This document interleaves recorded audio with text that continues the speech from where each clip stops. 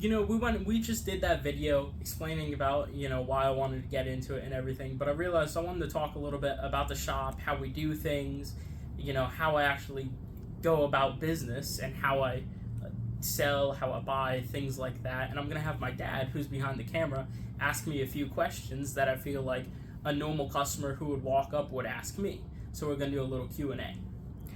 So, Joe, the question that I wanted to ask first is, tell me about the goal of the shop. So my main thing that I want to do is educate customers who don't really know me, and I'm inside of a flea market, so I see a lot of people. A lot of people walk through here. Some people don't have any idea what coins are. Some people collected for years. Some people are just getting into it. So it doesn't matter who you are. I always want to tell you about something. If you have any questions, I want to do my best to answer them. If you want to ask about a certain coin, I want to be able to answer it. I want to be able to show you why these ones were made in this year, why they did things like a half cent, because our money was so valuable that they had to have a half a penny. Things like that, where I want someone to be able to leave my shop with learning something, with feeling, a sense of, I learned something or I got something from that experience. And Joe, something that we do for kids is we give away things. Tell us some of the things that you've given away to kids. Yeah, so I'll go and there's families that walk through here and their parents might be collecting, and then there's kids with them as well. And so I'll see that, and I give away some like foreign coins, steel cents, some of the war nickels. Sometimes I'll do that. Indian cents, just little things where it's not too much, but it's significant. Where it's like, I got a silver nickel. You don't see those, or like we like giving out BU steel cents or the reprocessed steel cents because they made them for 1 year. Don't get me wrong, they made a lot, but it's something significant where you can take a magnet and go and pick it up with the steel cent, and that's just something that's cool, and that's what got me started in it as well. When I was younger, it was the shops giving education that to bring along the youth to collecting. Joe, tell us about some of the things that you carry. So we carry a lot of different things. We do numismatic coins, we do a lot of copper, lots of different stuff, even some foreign, things like that, lots of graded, a lot of silver. We do different, silver eagle, silver rounds, 90%, things like that. Even bills and currency, proof sets, which you don't see many people selling proof sets, but we like dealing with proof sets. It's one of the things that, we buy at a decent margin and we can sell at a decent margin as well, where we pass on a good deal where some shops don't even want to deal with that, but we like them. Before we get done, we'll do a walkthrough real quick. I'll let you introduce each of the cases so everybody can see. Yeah. All right. Now let me ask you a question. What if I want to start stacking silver? Can you tell me how to get started? So I can't really give financial advice, things like that, but I can shoot you in the right direction. I can tell you where to start off with, what's good to invest in, things like that. Like we have a few things here. We have 1 ounce rounds, we have 90% silver, and then if you look down here, there's also silver eagles. So when you're starting collecting, it really depends on what you want to get, focused on. Do you want to focus on the pure stuff? Or are you basing it off of the numismatic value of it? Because some people will get into the barber 90%, where it's, still the silver value, but then they have a numismatic value behind that. Or the 90% silver. That's what I like myself. I like collecting the 90% silver. It really just depends. We offer deals on wholesale bullion, things like that, where if you're interested in large amounts, we do things like that. And I try to be competitive with pricing compared to other shops and give the best deals that I can for that. All right, well, tell me, what's your favorite coin to sell here? I think I have one over here. We deal with a lot of these, especially raw ones, not so much graded ones, but we have a cap bust $50. That's one of my favorite ones to sell. So you can get them in decent grades for semi-cheap.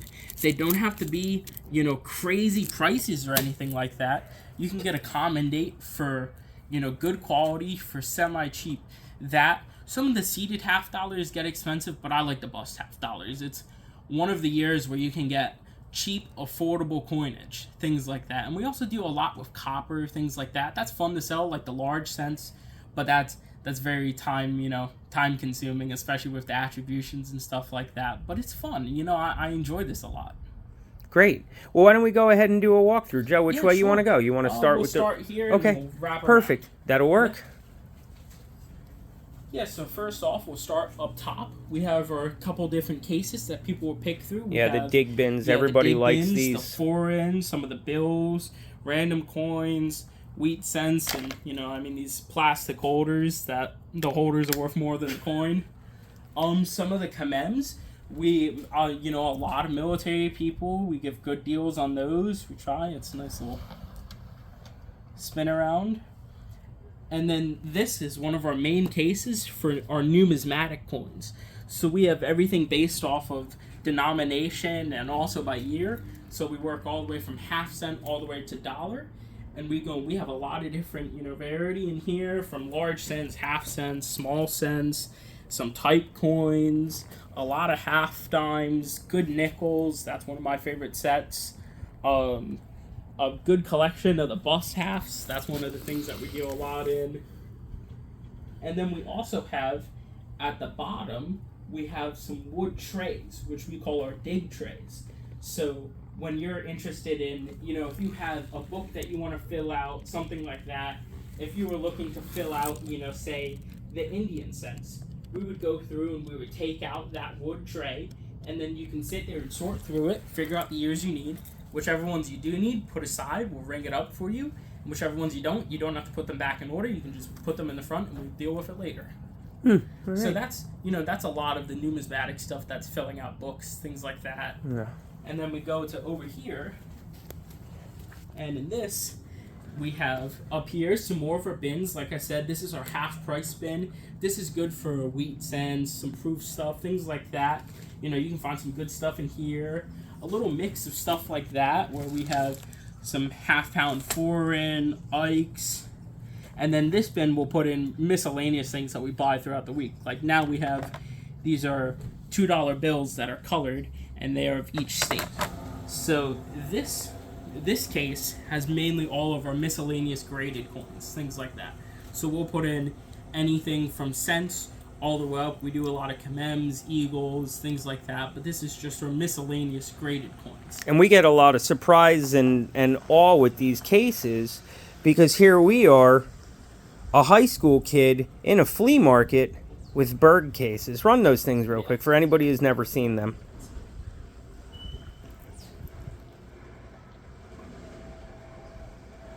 You can show off a lot of coins in them with such a small space. I mean, you think it's comes up to right around your waist level, and you can show off so many coins. It's with graded coins, it's over like 170, and with raw coins, it's a couple hundred of them.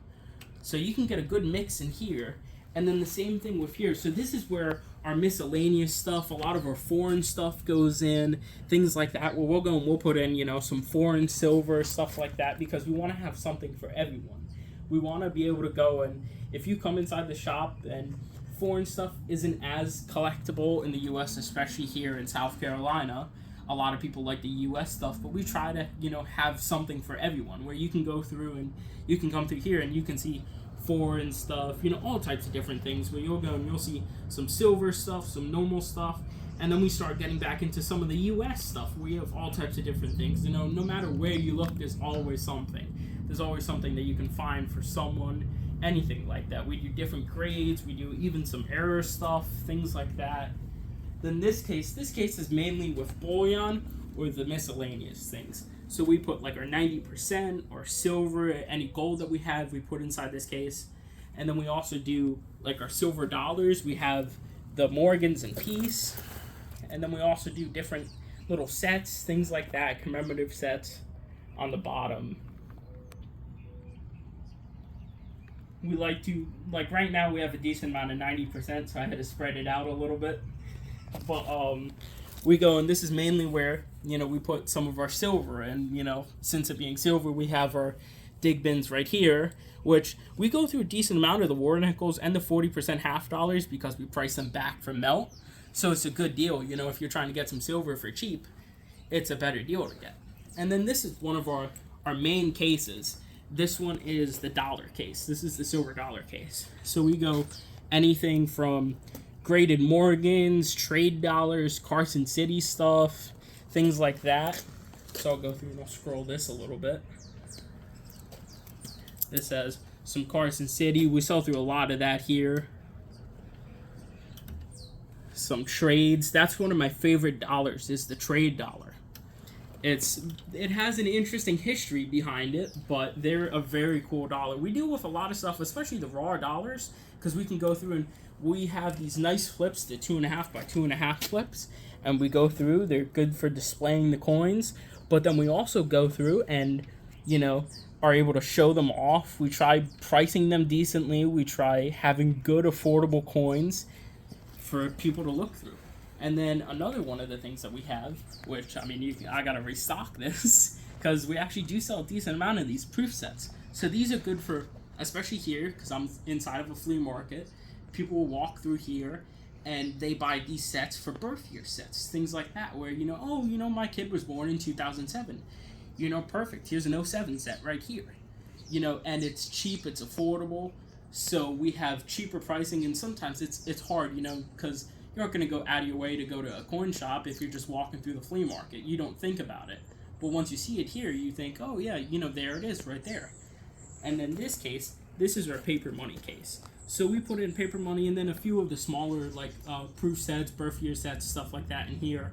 But this is mainly where we show off some of our paper money. And we have lots of different things. A few Confederate notes, those are very popular around us.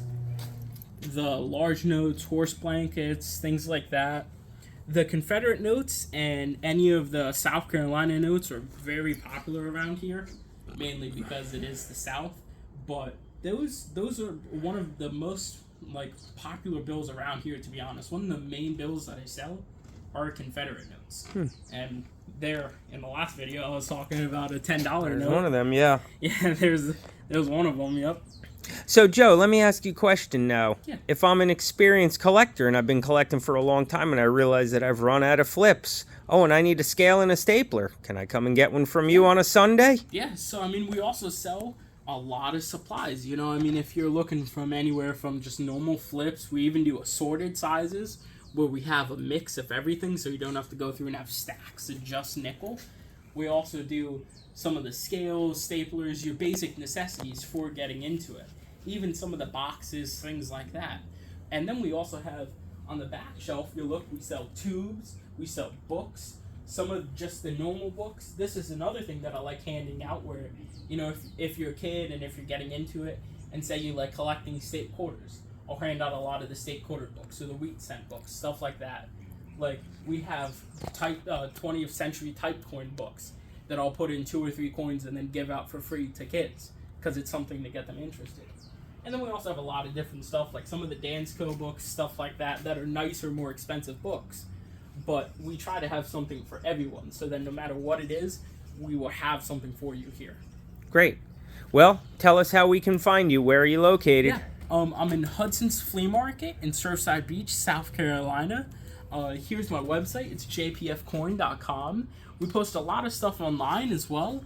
We try to upload as much. I also do Instagram. I post on there. It's jpfcoin. And, you know, come down if you're ever in South Carolina. Definitely try coming by and checking us out. We'll pan back over to your business card, which for anybody who hasn't seen this, and a lot of you already have had these, he hands out a whole lot of these. It's a little throwback to the wooden nickels that coin shops used to give out. Alright, Joe, I'm ending this video.